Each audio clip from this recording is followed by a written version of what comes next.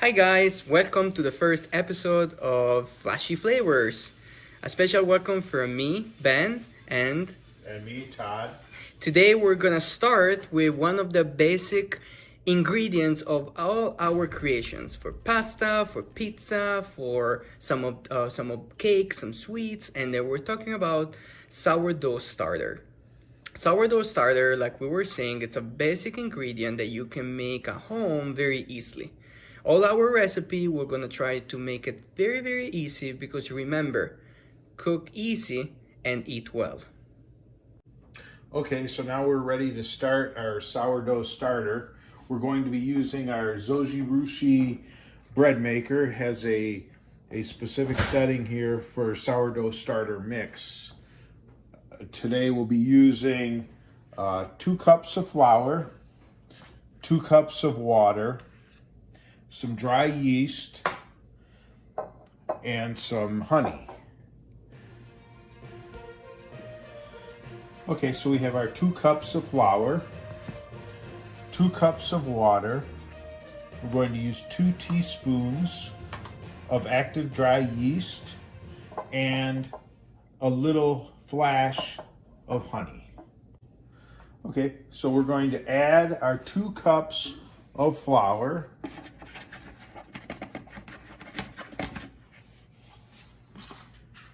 followed by our 2 cups of water,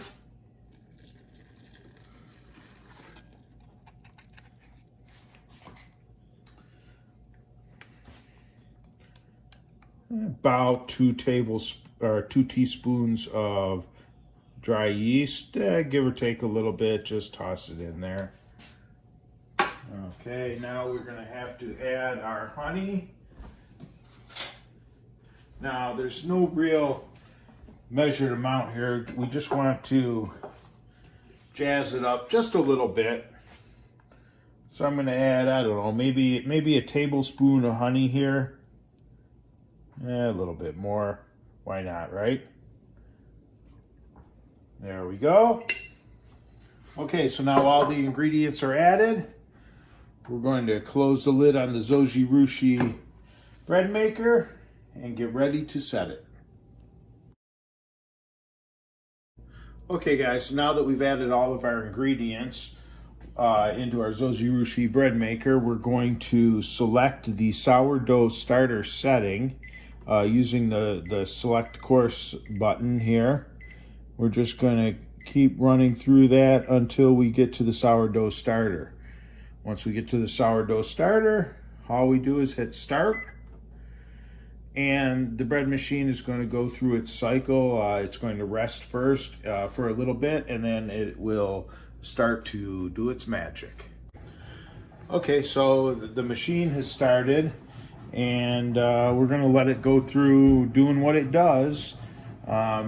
Takes about 2 hours or so, and when that's all done, we should have some sourdough starter ready to go.